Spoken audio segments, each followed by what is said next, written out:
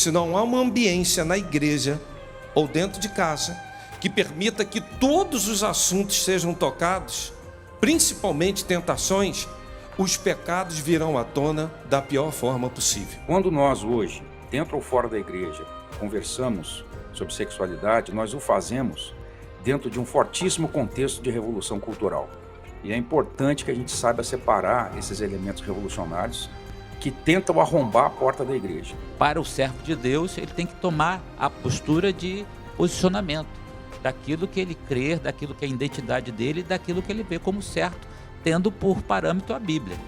Eu não tenho, como servo de Cristo, eu não posso ter outro parâmetro para nortear o meu posicionamento senão a Bíblia. Nunca minta para um filho, porque ele vai aprender errado na escola, ele vai saber que ele não pode confiar no pai e na mãe que ele tem. É só você ser sincero com aquela criança, que foi Deus que fez desse jeito, que Deus propiciou esse relacionamento, é uma coisa bonita dentro do casamento e a criança vai crescendo com isso tudo.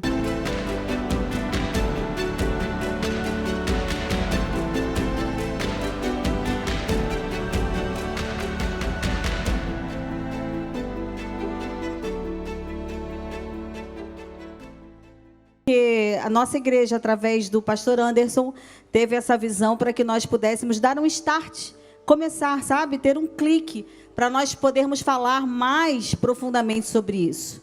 Eu queria convidar os participantes da mesa e nós vamos recebê-los com muita alegria, aplaudindo ao Senhor pela vida de cada um deles.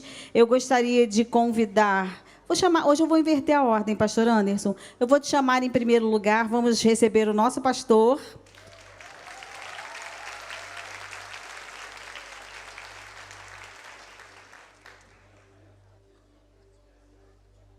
Lindo, só eu posso dizer isso acerca dele.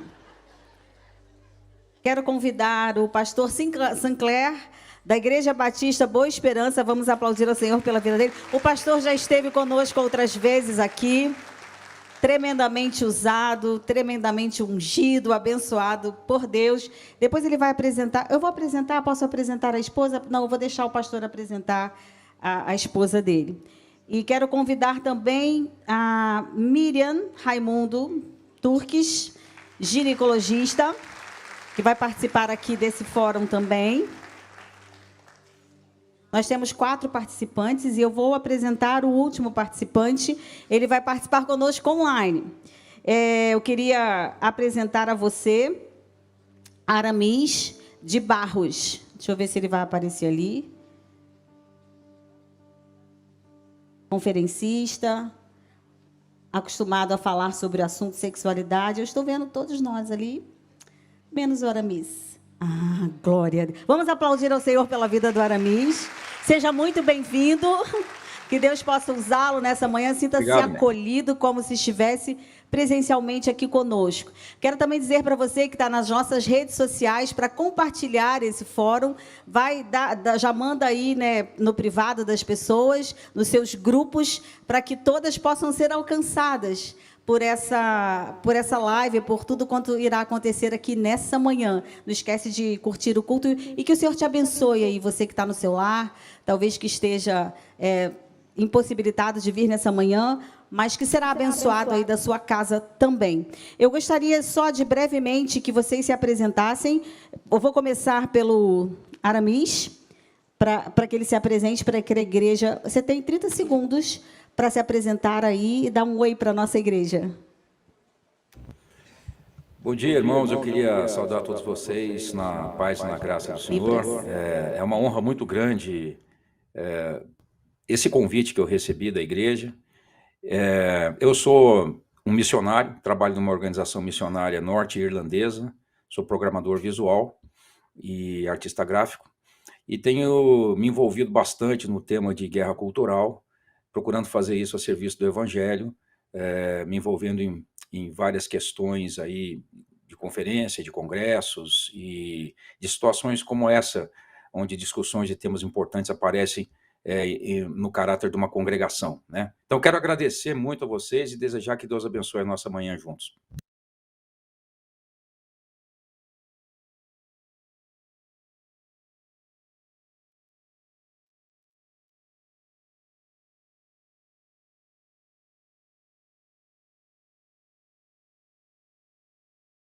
quebrando paradigmas e que será realmente uma bênção. Eu sou pastor da Igreja Batista Boa Esperança há 19 anos, também sou psicólogo, tenho pós-graduação na área de terapia cognitivo-comportamental.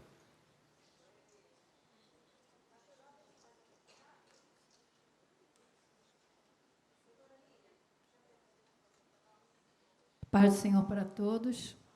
Essa aqui foi a igreja que eu fiquei mais tempo, aqui meus filhos foram criados, então é um prazer estarmos retornando aqui nessa manhã e rever vários dos irmãos que estiveram conosco durante essa jornada de 20 anos. Eu sou Miriam Raimundo Turque, ginecologista, formada há 42 anos. Já deu para ver que eu sou bem terceira idade, né? 42 anos de formada e faço consultório há 40 anos. Isso aí é a minha apresentação. Glória a Deus. Eu sei que muitas perguntas foram feitas e que talvez elas não sejam objeto de um fórum sobre sexualidade. Portanto, se a sua pergunta não for respondida aqui nessa manhã, eu queria dar uma dica para vocês. Nós temos discipulados aqui para homens e mulheres que, inclusive, nós tratamos bem a fundo as questões de sexualidade. Então, você está convidado, convidada a participar desses pequenos grupos que nós fazemos aqui, onde as orientações são dadas. Então, fica aí a dica para você que ainda não participa de nenhum dos nossos discipulados. Muito bem. Pastor Sancler, vamos começar com o pastor. É um fórum sobre sexualidade. Então, eu gostaria que o pastor já esclarecesse o que é sexualidade. Por que isso permeia tanto a nossa vida? Que influência nós recebemos? As pessoas confundem, pastor, sexualidade com ato sexual? Confundem práticas com sexualidade? Então, eu queria que o pastor contasse para nós um pouquinho o que é sexualidade, como nós somos influenciados, como nós influenciamos, como a nossa vida é dirigida por algumas questões da sexualidade.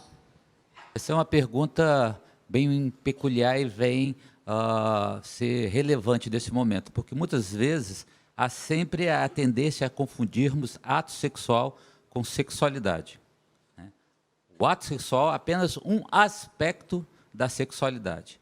A Organização Mundial da Saúde define sexualidade como uma energia inerente a todo ser humano que nos motiva a procurar o amor, o contato, a complementação, a intimidade. Isso vai permear os nossos pensamentos, os nossos sentimentos, as nossas atitudes. E isso vai ao encontro que a Bíblia nos mostra.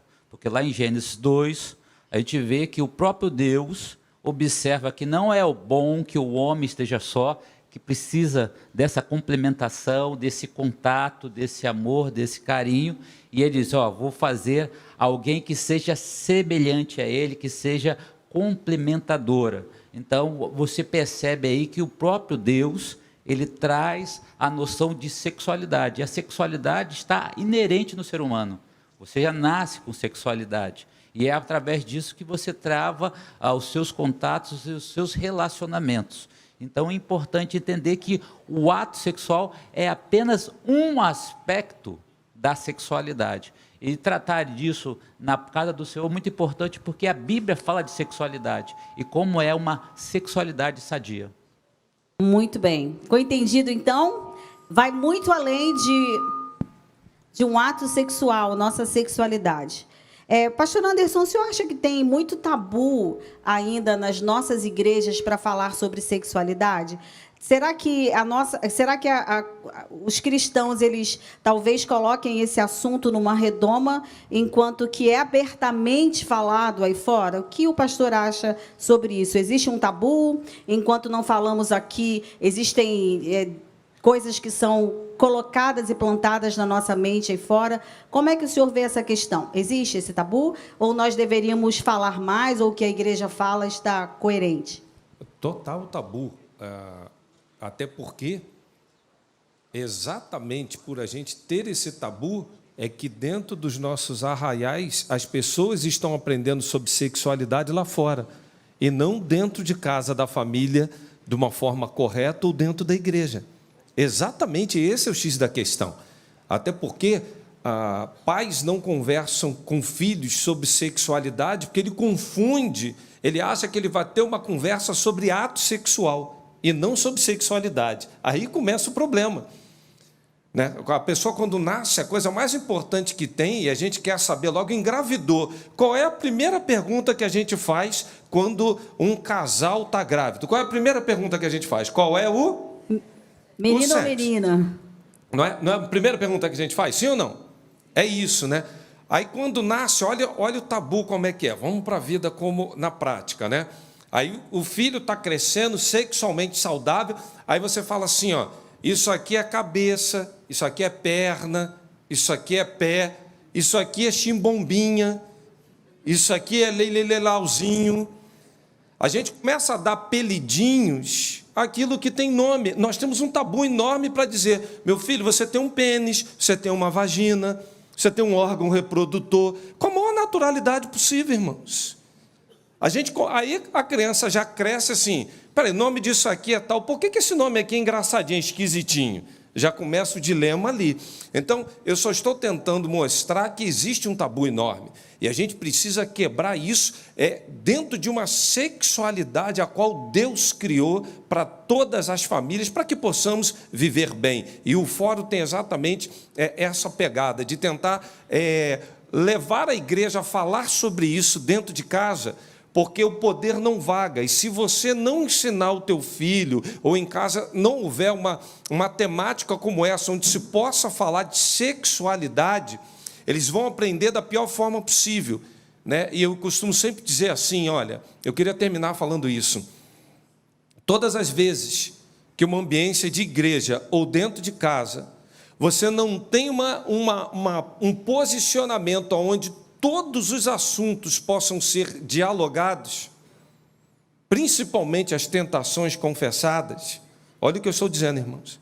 Se não há uma ambiência na igreja ou dentro de casa que permita que todos os assuntos sejam tocados, principalmente tentações, os pecados virão à tona da pior forma possível. Certo. Eu entendo que é um assunto que talvez nós não passemos um dia sem comentar algo sobre ele, seja em nossas casas, seja no nosso trabalho, a questão da homossexualidade, que eu quero entrar um pouquinho aqui com a nossa mesa. E eu tenho visto que, por se tornar algo tão normal, natural, isso tem entrado muito também nas nossas igrejas, no mundo cristão. Mas algumas pessoas andam em dúvida, sabe, doutora? Algumas pessoas andam em dúvida se existe, essa pergunta número 16, se existe alguma comprovação que pessoas podem nascer com tendências homossexuais. Existe alguma comprovação biológica? Vocês aí, estudantes aí de biologia, de medicina, existe alguma comprovação? Então, muitas pessoas têm esse questionamento. Mas não é possível. Já ouviram isso? Mas já nasce assim. A gente já olha e já percebe. Então, a pergunta é, existe alguma comprovação científica que as pessoas podem nascer já com tendências homossexuais ou homoafetivas? Eu tive olhando alguns artigos, inclusive meu filho também, que está fazendo medicina, pedi para ele que pegasse alguns artigos mais novos, e nós pegamos um aqui que fala sobre o estudo da genética, né? E, em conclusão, os autores destacam que a genética da orientação sexual é um campo complexo e em evolução. Embora tenham sido feitos progressos significativos, ainda há muito que aprender. Eles destacam a importância de pesquisas adicionais para melhorar nossa compreensão das bases genéticas da orientação sexual e seus mecanismos subjacentes.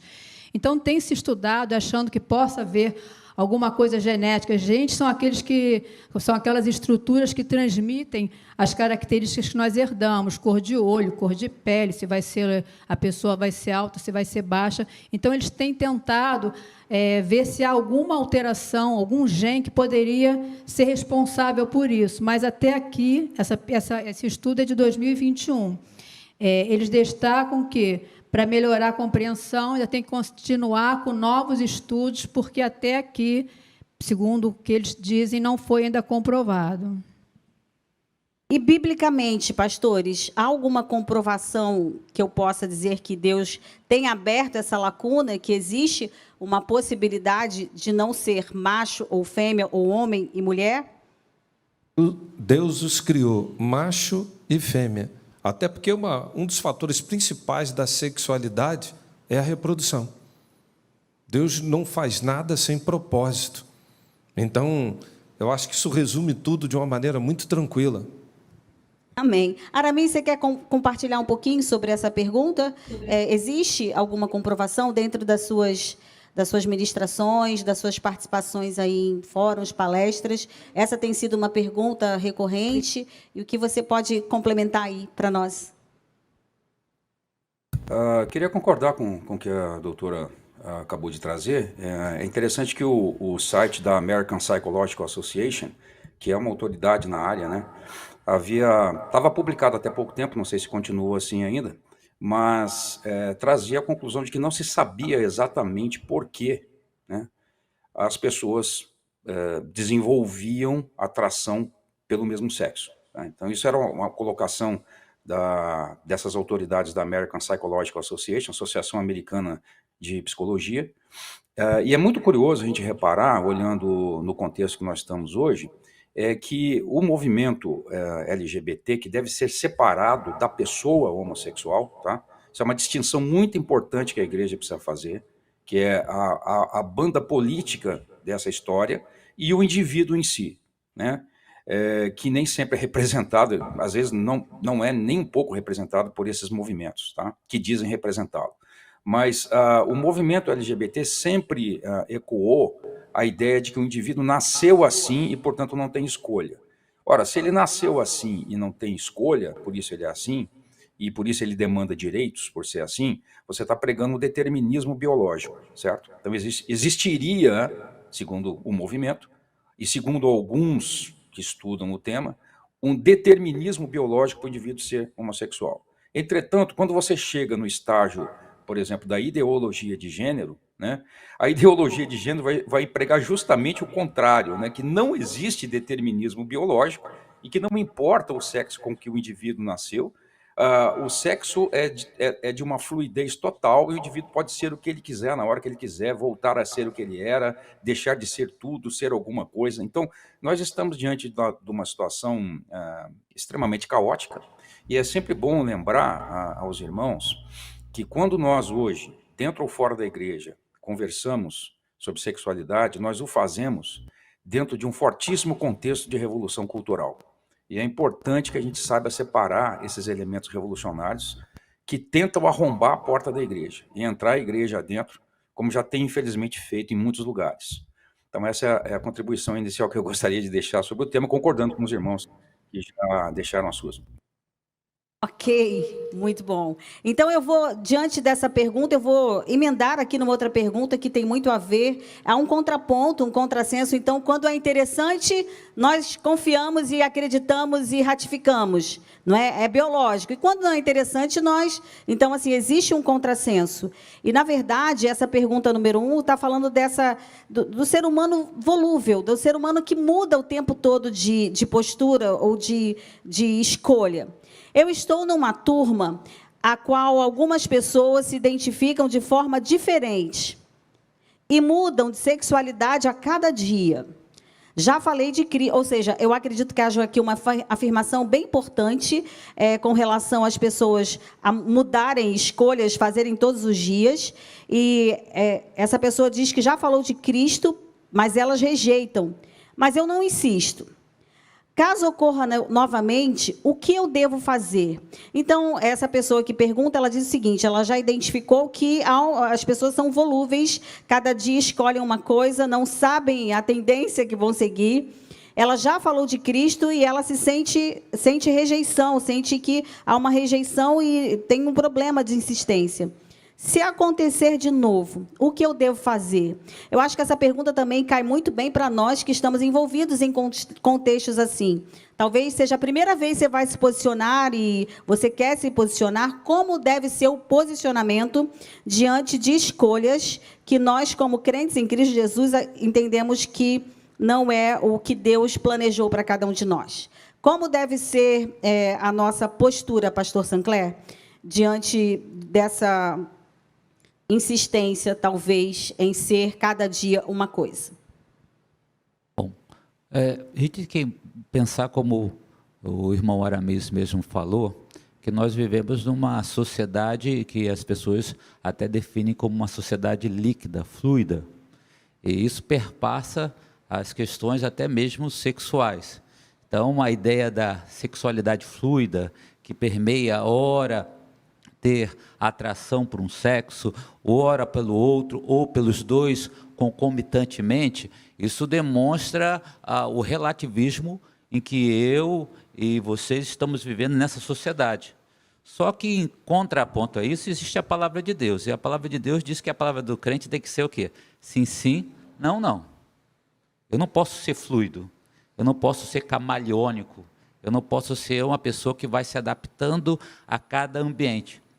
A minha palavra, a pessoa que dirigiu essa pergunta é que ela não deve insistir, mas ela tem que ter o seu posicionamento. Opa, ficou difícil de falar, né? Tem que ser a sua posição marcada, porque isso faz parte da identidade dela, da identidade sexual dela. Ela se identifica como uma pessoa heterossexual e ela deve defender esse ponto de vista dela. Agora, os outros não querendo já é uma questão dos outros, e não deve haver uma insistência, né? Porque a palavra de Deus ensina também que a gente não tem que fazer as coisas por força nem por violência, mas pelo Espírito do Senhor. Então, eu acho que deve ser essa postura, mostrar a sua posição, né? Ser firme em sua posição e entender que a sociedade que nós estamos vivendo, ela é uma sociedade fluida, que o relativismo, né? Aquela frase que talvez pastor Anderson, você, Márcia, Aramis, doutora Miriam já ouviu. Isso não tem nada a ver, quando na realidade tem tudo a ver, né? E para o servo de Deus, ele tem que tomar a postura de posicionamento daquilo que ele crê, daquilo que é a identidade dele, daquilo que ele vê como certo, tendo por parâmetro a Bíblia. Eu não tenho, como servo de Cristo, eu não posso ter outro parâmetro para nortear o meu posicionamento, senão a Bíblia. Eu entendo. Talvez o medo de não ser simpático também faça com que haja uma paralisação nossa, né? A questão da aceitação, né? Exatamente. E ninguém gosta de ser rejeitado, e talvez nós não nos posicionemos com relação a isso. Pastor Anderson, quer complementar? Eu só queria destacar a palavra inicial do nosso querido Aramis, dizendo o seguinte: é preciso sempre a gente fazer uma dicotomia entre o comportamento da pessoa e a pessoa propriamente dita. É importante a gente frisar isso. A gente não está aqui para rejeitar nenhuma pessoa, mas a gente não está aqui para dizer que todo o comportamento pode ser normal, aceitável, e que isso está dentro de um padrão que a gente considera bíblico e que existe na nossa visão algo que vai confrontar. A pessoa é uma coisa, o comportamento é outra. E, por último, o ruim é que as pessoas hoje não querem respeitar o posicionamento daquele que diz assim: eu penso diferente de você. Ele quer impor o pensamento dele. Como o pastor Sancler falou, não é por força nem por violência. Quem vai convencer a pessoa do pecado, da justiça e do juízo é o Espírito Santo de Deus. Agora, cabe você se posicionar e falar aquilo que você pensa e aquilo que é a palavra de Deus. O restante, o papel não é mais seu, é do Espírito Santo. Posicionamento é algo muito importante. Eu estou me lembrando agora de um caso de uma criança norte-americana, não sei quantos leram aqui, 12 anos. Ela foi para a escola com uma camisa escrita assim: só existem 2 gêneros. E aí a direção mandou chamar essa criança, não sei quantos acompanharam aí esse caso. A direção mandou chamar essa criança e falou: você tem que tirar essa camisa. Você não pode usar essa camisa aqui, porque os grupos protegidos, é exatamente a matéria, estão se sentindo ofendidos. E essa criança, ela usa muito bem a oratória, ela diz: eu não estou ofendendo ninguém, eu estou falando o que eu acredito, como os outros levantam outras bandeiras e eu não trago ninguém para a direção, eu não estou entendendo porque eu estou na direção, porque eu fui chamado a tirar a minha camisa. Então, a questão do posicionamento é algo muito importante, sabe, irmãos? Às vezes nós não vamos ser simpáticos, mas nós precisamos nos posicionar em Deus, sem ofender ninguém, claro que não. até porque a gente não vai partir para esse lado, para essa conduta, mas eu achei muito, depois quem quiser buscar, eu mando o link dessa matéria de um jovem, uma criança, um adolescentezinho de 12 anos, que se posicionou e foi obrigado a retirar a sua blusa. Enfim, vamos continuar aqui. Agora eu queria falar com os pais. Eu sei que é uma grande preocupação com os pais, porque nós percebemos que, desde sempre, desde muitos novos, os nossos filhos são influenciados. E há um pai que pergunta assim, o que falar para o meu filho se ele diz que não é heterossexual? O que eu posso dizer para o meu filho? Se a escolha dele, ele chega para mim um dia e fala, olha, eu decidi não ser heterossexual. O que falar? O pai pode falar alguma coisa, fazer uma intervenção? Como tratar esse assunto? Aramis, você pode contribuir aí conosco? Com certeza. Bom, em primeiro lugar, se essa questão desse pai está envolvendo escolha, né, o filho alude a uma escolha, então nós, mais uma vez, caímos numa situação em que não há determinismo biológico, né? Porque escolhas geralmente são frutos de posições morais. Então, o filho está dizendo, pai, sei lá, sou homossexual por força da biologia ou sou homossexual por escolha moral, né? Por que isso é importante? Porque isso transcende a questão individual, né? Está ganhando força social, como vocês estão vendo, e hoje, na discussão pública, né, sobre esse tema e outros temas, ele deixou de ser ligado ao que é certo ou o que é errado, ou seja, não é uma discussão moral mais. Nós temos visto isso acontecer, né? Isso tem acontecido geralmente para atender os conflitos de interesse do indivíduo. Então, isso acabou assumindo uma característica mais assim do direito, tá? Eu tenho direito a fazer isso, eu não tenho direito a fazer isso e tal. Então, existe aí um reducionismo moral nessa questão toda, tá? Não só com relação ao homossexualismo, mas várias outras questões, tá? Então, quando a gente fala em preferência sexual, nós estamos falando de escolha moral. Quando nós falamos orientação sexual, que é um termo que vocês vão ouvir bastante, tá?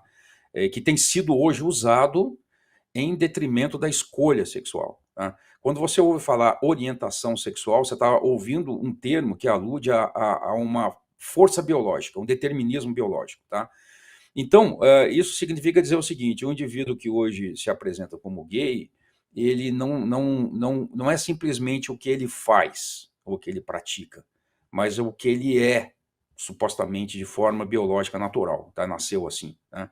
Essa foi a bandeira, como eu disse para vocês, do movimento gay muito tempo. Só que essa própria bandeira está sendo questionada hoje por um outro tipo de identitarismo, que é a ideologia de gênero, onde a identidade é fluida, tá? Então, o que esse pai... a pergunta está girando em torno da situação do pai, né? Eu acho que, como cristão, os pais devem ter como norte sempre a verdade, tá? A verdade a partir das escrituras, não a verdade a partir daquilo que supostamente a ciência diz. A verdade a partir das escrituras. Então, amar o filho que assim vive ou pratica, amar esse filho, como todo pai naturalmente ama, sem deixar de dizer a ele a verdade, né? Orar por ele, interceder por ele, na esperança de que o Senhor possa agir na vida dessa pessoa, trazê-la ao arrependimento, posto que essa prática ela é incompatível com o viver cristão, sob direção do Espírito Santo, né? Então, novamente, não existe aqui nenhum tipo de discriminação quanto à pessoa do homossexual, né? A igreja, eu tenho certeza, a Igreja Batista em Vila da Penha está aberta para receber essas pessoas, acolhê-las em amor, caminhar com elas, mas sem jamais deixar de expor a elas a verdade, né? Essa é uma prática, a gente pode ver isso desde o Velho Testamento, né, até o Novo, é uma prática que está sob interdito de Deus. É incompatível o indivíduo viver nessa prática, né, e clamar estar vivendo segundo a direção de Deus, né? Isso seria uma contradição completa com a ordem da criação. Então, eu sei que é difícil a gente dizer isso sem que nós pareçamos preconceituosos ou homofóbicos, como é um termo que se usa aí, que é um termo totalmente político, né? Mas, de fato, o que nós devemos fazer é amar as pessoas sem deixar de expor a elas a verdade. Esse é um conselho para um pai. Eu tenho casos próximos na família, em parentes de primeiro grau, que viveram essa situação, né? Mas infelizmente não tinham o norte do evangelho para tratá-la de acordo com os ditames da palavra de Deus. Então foi uma outra situação completamente diferente, né? Mas a partir do que a Bíblia ensina e do que nós temos visto, a gente consegue assentar essa posição. Pregarmos a verdade, amarmos e acolhermos essas pessoas. Você pode aplaudir ao Senhor por essa resposta? Se posicionar com amor, não é isso? Se posicionar com amor. Eu acho que tem tudo a ver com essa pergunta aqui, doutora Miriam. Então, já que os nossos filhos são influenciados na escola e por tantas outras, pela cultura, pelas mídias, qual a idade correta? Interessante, gente, como os filhos pequenos são curiosos. Hoje, eles, cada vez mais cedo, aprendem a manipular um tablet, a um celular e buscar respostas se nós não quisermos dá-las. Então, é muito importante que os seus filhos tenham acesso a vocês. Eu vou contar uma coisa aqui, ela vai me matar. Ela já riu, já olhou para mim, ela não quer que eu conte. Não, mas eu não vou te expor, fica tranquila. Na verdade... Na verdade, gente, olha, eu lembro que houve um caso em que ela sempre me perguntou tudo, né? E, às vezes, eu tentava, como mãe, não ser tão direta, né? Eu falava, Meline, é isso, isso, isso. Mas depois ela chegava assim, mamãe, olha só, eu pesquisei esse negócio aí. Aí eu, filha, é verdade. Então, assim, é melhor nós falarmos, né? Usar a linguagem própria deles. Não contei tudo, viu? Mas ela sempre fazia isso, eu sabia. Então, a partir do momento que ela confessou que buscava a resposta, falei, poxa, eu sou a melhor pessoa para falar com ela. Não é verdade? Viu, filha? Te amo. Não é? Então, assim, qual é a idade? Existe uma idade correta para nós falarmos sobre sexualidade com filhos, visto toda a influência que eles recebem por aí? Pais, vocês falam desde sempre sobre sexualidade com filhos de vocês? Os seus filhos têm essa abertura? Então, a pergunta assim é muito simples. Existe uma idade correta para os pais falarem sobre sexualidade com seus filhos? Eu penso que é na medida que eles vão te perguntando. Eu até estava contando para o pastor Sancler, pastor Anderson, é o meu filho, Marquinhos, que foi adolescente aqui, né? Vou estar com 32 anos, já tenho 2 filhos. Um dia ele chegou para mim, ele viu a cicatriz da cesárea, falou assim, mãe, que corte feio é esse que você tem na barriga? O que aconteceu? Esse corte grande? Eu falei, foi daqui que você saiu. Aí ele falou, é mesmo? Eu saí por aí pela barriga? Aí ele chegou na escola e falou para o coleguinha assim, você sabia que tem um corte na tua mãe, por onde você saiu?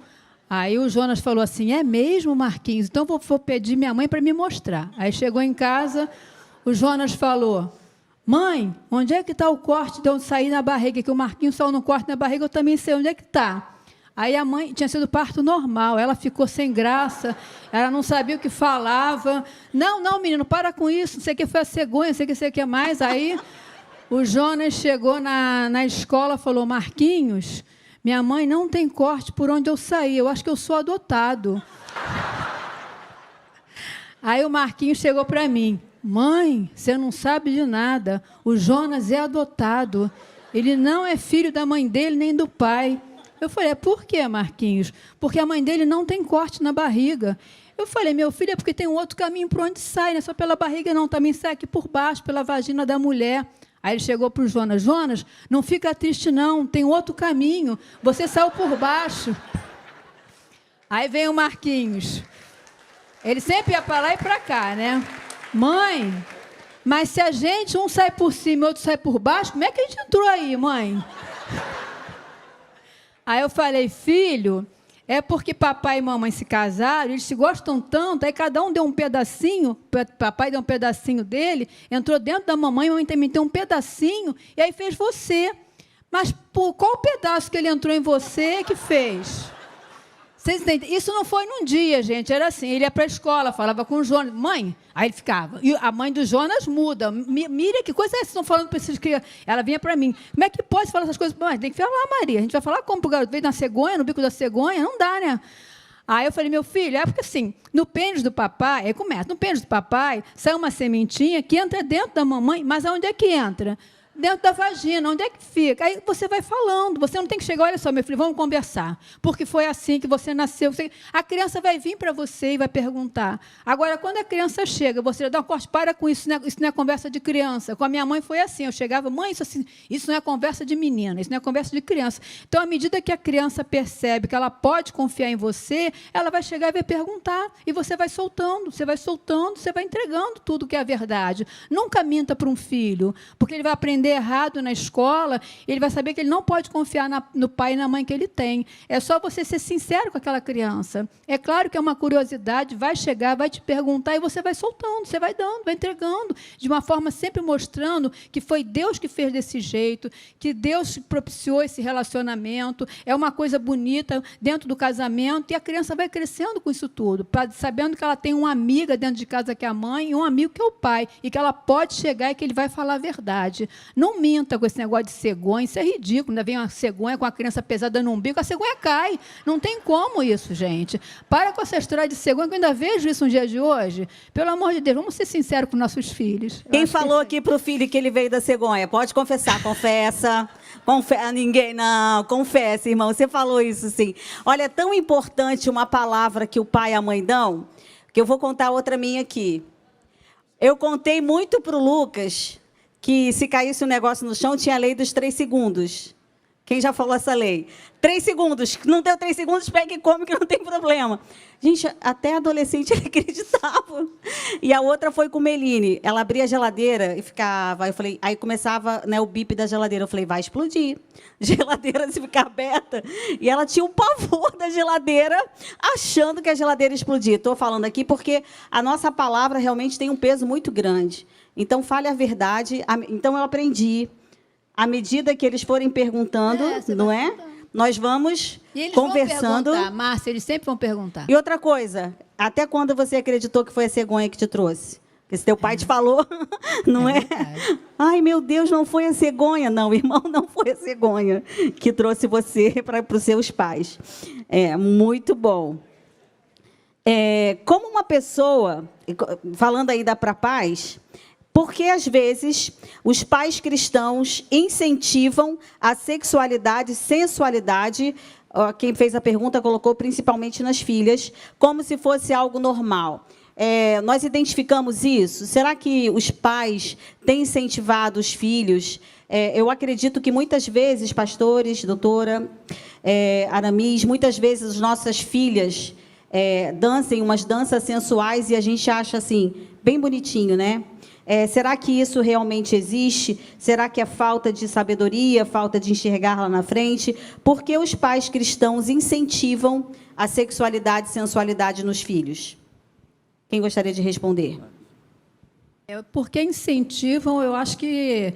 Assim, nós temos visto nos nossos dias, realmente, eu vejo adolescentes que chegam lá para mim, as crianças, às vezes, para consultar, já vêm com aqueles shorts apertados, né, as blusas decotadas. Eu acho que é por falta de conhecimento bíblico.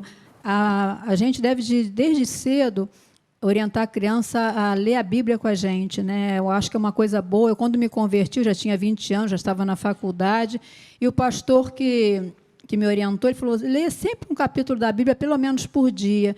Se você lê a Bíblia, se você vê quais são as boas práticas, você não vai incentivar o seu filho a se posicionar com aquela maneira sensual. E também eu acho que os filhos copiam muito o que a gente faz. Então, se você fala que não é para colocar aquela roupa, mas você usa aquela roupa apertada, aquela roupa que não está bem, a gente tem que se posicionar como servos de Deus que tem um corpo que não fica se amostrando. O corpo é para ser mostrado, eu penso assim, para o marido, dentro das 4 paredes. Nessa exibição, às vezes eu tendo umas adolescentes, umas bem gordinhas, que chegam com aquelas roupas arrochadas, você consegue ver as celulites, tudo marcado, né? Uma coisa que fica exuberante, e elas vêm com aqueles shorts curtos para uma consulta. Então, assim, eu acho que isso teve um incentivo de casa, elas aprenderam assim, erradamente, porque muitas muitas mulheres hoje, já de mais idade, se vestem com uma roupa difícil. Uma vez, numa igreja, eu vi uma irmã subindo, e a saia era muito curta, e tinha um diácono, ele ficou parado olhando, ele não conseguia parar de olhar, porque ela ia subindo, e aparecendo as coxas, né, uma roupa muito curtinha, sem nada, nenhum short por baixo. Então, a gente está como servos de Deus, testemunhando para o mundo, nós somos luz do mundo. Então, antes de sair de casa, vê a roupa que você está vestindo, condiz com uma serva de Deus? Os rapazes também, às vezes, botam essas calças arrochadas, fica o pênis todo marcado. É para quem isso? Né? Eu acho que a gente tem que se vestir como verdadeiro servo, como verdadeira serva de Deus, dando testemunho para o mundo e dentro de casa, porque senão os filhos vão copiar. Os filhos são cópia daquilo que a gente faz, não daquilo que a gente fala. Eles copiam o nosso modo de agir, o nosso modo de vestir. Então, a gente tem que influenciar essa geração, que são filhos, que são netos, que vão ver em nós o exemplo. Se alguém queria complementar. Vai complementar? Só me permita uma questão aqui muito rápida, né? Nós estamos vivendo num mundo extremamente erotizado. Verdade. E tudo hoje, para as crianças, está precipitando, desde os brinquedos, as roupas, para tentar erotizar também. Ocorre que isso está entrando dentro dos nossos lares com uma enorme facilidade. Nosso corpo é templo do Espírito Santo de Deus. E o pior, e aí entra o X da questão. Eu, por exemplo, eu tenho certeza que, geração dos 70, anos 80 ainda, nós somos frutos de um machismo onde, dentro de casa, a cultura era o homem se expor. O ser homem era, por exemplo, expor o órgão genital, enquanto que a mulher deveria esconder. Quer ver olha só para a gente entender isso. Você quer ver uma coisa, quando um homem quer ofender o outro, tudo que ele vai falar é da parte da sexualidade. Tudo que um homem vai fazer para tentar ofender o outro está ligado à área da sexualidade. Já perceberam isso? Num jogo de futebol, dentro de casa, você quer bombardear um homem a falar da sexualidade. Agora, você já viu uma mulher, quando quer ofender a outra, falar de sexualidade? Vai falar feia, gorda, cabelo feio? Engordou demais, que cabelo horrível, está ligado à área da beleza. Então, quando a gente consegue enxergar isso, e a Bíblia fala que o nosso corpo é templo, meus irmãos, quer bebais, façais qualquer outra coisa, tudo é para a glória do Senhor. Tem traje que não é para você vir para a igreja e para lugar nenhum. Outro dia eu fui pregar numa igreja, eu preciso falar isso, Márcio. Outro dia eu fui pregar numa igreja, irmão, sabe aquele sermão que Deus te dá? Fala assim, hoje o céu vai descer. Eu sentei aqui de frente para a plateia, irmão. Eu cheguei, eu orei. Quando eu levantei a cabeça para a galeria, eu vi uma irmã que estava ali em cima. Eu falei, Jesus de Nazaré. Eu não sabia que ia enviar Satanás antes. Queima ela, Jesus. Tinha uma diaconisa do meu lado. Eu falei assim, querida, sobe, me faz uma gente. Pede.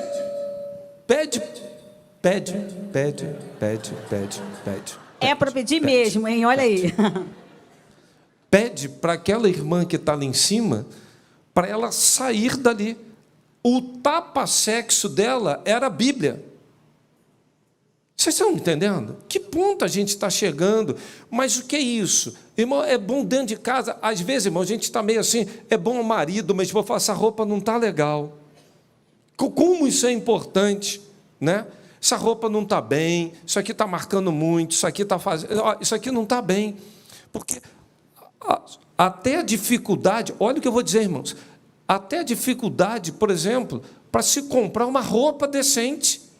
Irmãos, nós estamos num ponto que para comprar uma roupa decente, você tem que, às vezes, rodar uma série de lojas, não é verdade? Então, mas não se preocupa que hoje tem a moda gospel, está o Marquinhos Miranda aqui, tem um monte de coisa para o mundo gospel. Vou fazer uma propaganda aqui, né, Marquinhos? Né? Tá aí. Outros aí, tem. Então, assim, tem lugares que dá para você procurar e vestir uma coisa decente. Nós precisamos ter esse tipo de cuidado, irmãos, para a gente fazer tudo para a glória do nome do Senhor. Amém. Eu queria só voltar a cegonha, para você não ficar com mais dúvida, para a doutora Miriam. Aqui a gente está falando sobre métodos contraceptivos. Existem, todos eles são válidos? Alguns deles podem ser considerados abortivos? Como avaliar isso? Segundo a FEBRASGO, que é a Federação Brasileira de Ginecologia e Obstetrícia, nenhum é abortivo. Agora, em relação ao DIU, eu oriento sempre para que façam exames antes de colocar o dispositivo intrauterino.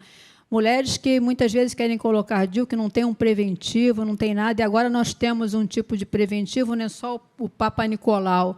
Nós temos uma coleta em meio líquido que a gente consegue colher material que vai identificar, inclusive, várias bactérias. Vai identificar HPV, muitas mulheres são portadoras do vírus do câncer de colo de útero e não sabem. Então, nenhuma inserção de dispositivo intrauterino deveria ser feita sem que tivesse uma coleta de material desse útero, desse colo do útero. Se tiver qualquer processo inflamatório, tratar antes, porque esse dispositivo, se a pessoa tem um processo inflamatório, aí pode vir a dar uma endometrite. Então, sempre fazer uma avaliação prévia desse útero. E o dispositivo intrauterino mais usado agora é o que tem hormônio, é o Mirena e o Quilena, que eles têm uma medicação hormonal que, inclusive, a gente usa muito para tratar endometriose, porque tem algumas pacientes com endometriose que têm que tomar anticoncepcional contínuo, elas têm que ficar sem menstruar. E esse dispositivo intrauterino de progestágeno, né, levonorgestrel, ele é muito importante, porque segura a menstruação.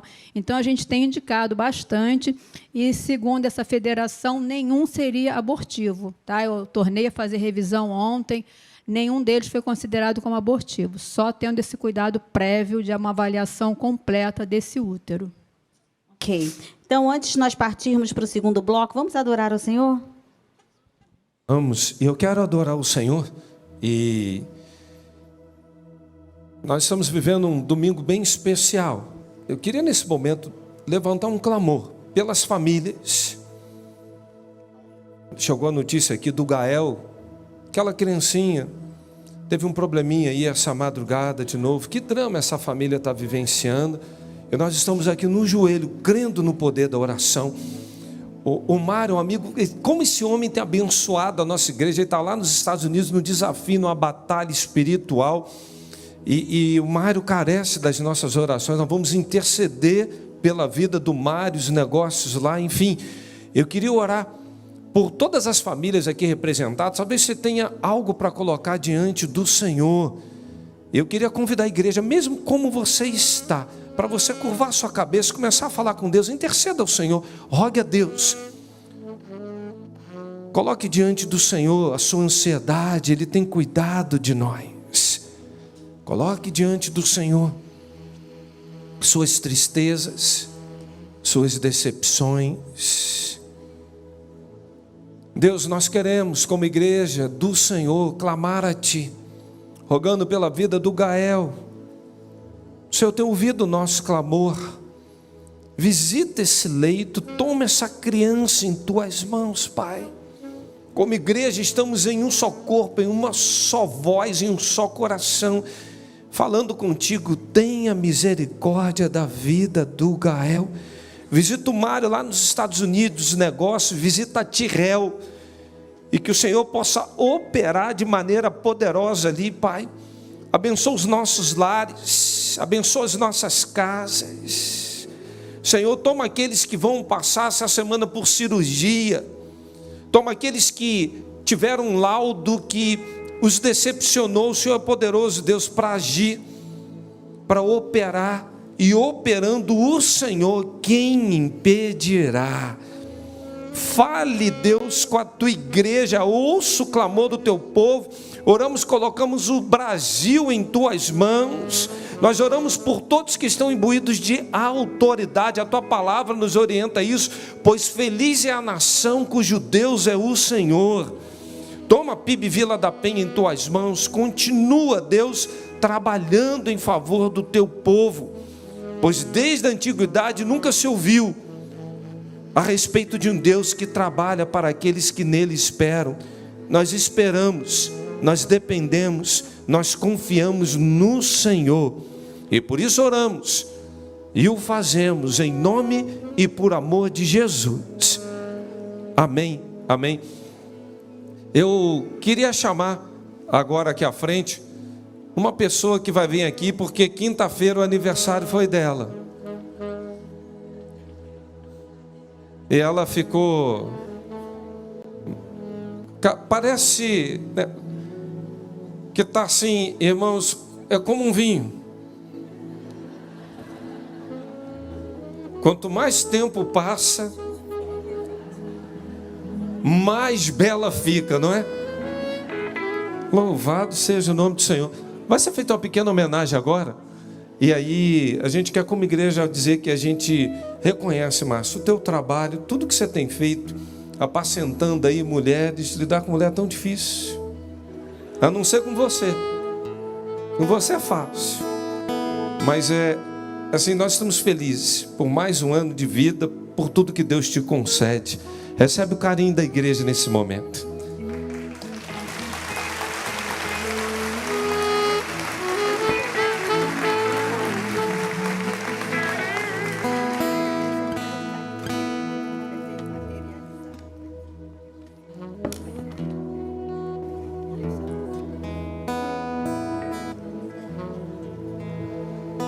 Deixar aqui, mulher é uma bênção. Eu já descobri a técnica quando tem muita mulher falando, como é que elas ficam quietas, pastor Sancler? Sabe como é que é? Eu uso outra técnica que elas muito gostam. Vamos tirar uma foto. Fica um silêncio generalizado. Aí eu falo o que eu preciso. Mas nós estamos felizes nesse momento. Eu queria também chamar a Suzana. Cadê a Suzana? Vem cá, minha filha. E antes do louvor, vem aqui em cima. A Ana foi, quando eu vi já tinha ido, mas a Suzana está aqui, ela está indo essa semana. Isso aqui é uma filha. E Deus me deu essa joia aqui. Desculpa, tá? Vocês aí, os papais. Cadê a família, gente? Vem aqui rapidinho, vem cá vocês aqui. Deus me deu essa filhota aqui, que eu tanto amo. Essa menina estava esperando completar 18 anos de idade para ir para um campo missionário. Dedicando a juventude dela, tudo para a glória do Senhor.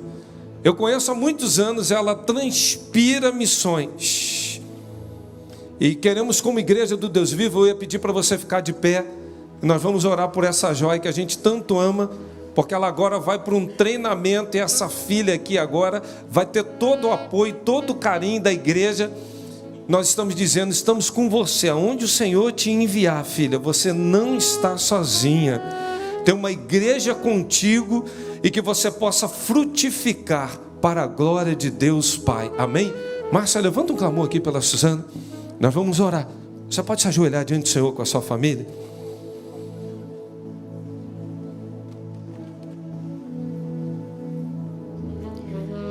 Pai, nós louvamos o teu nome. Deus, como nós estamos felizes de como igreja, Deus, enviar a tua filha, a tua obra. Senhor, eu clamo para que o Senhor a capacite, para que o Senhor guarde os seus pensamentos, as suas emoções, o seu coração. Deus, livra ela de todo mal, mas encha ela de ousadia, coragem, Deus, para que ela possa proclamar a boa notícia de todos os tempos. Jesus reina. Toma tua filha em tuas mãos, Senhor, capacita, amadurece, leva ela, Senhor, a lugares onde ela nunca imaginou. E tudo isso, Deus, para a glória do teu nome. E assim eu te peço para que o Senhor cuide dos papais que vão ficar aqui, Deus. Consola o coração, fortalece, dê ânimo e coragem, Deus, que eles creiam que longe das vistas deles, mas diante do Senhor, Suzana está guardada, protegida pelas mãos do Todo-Poderoso. Nós somos gratos ao Senhor pela vida da Suzana e oramos em nome de Jesus. Amém. Vamos adorar o Senhor.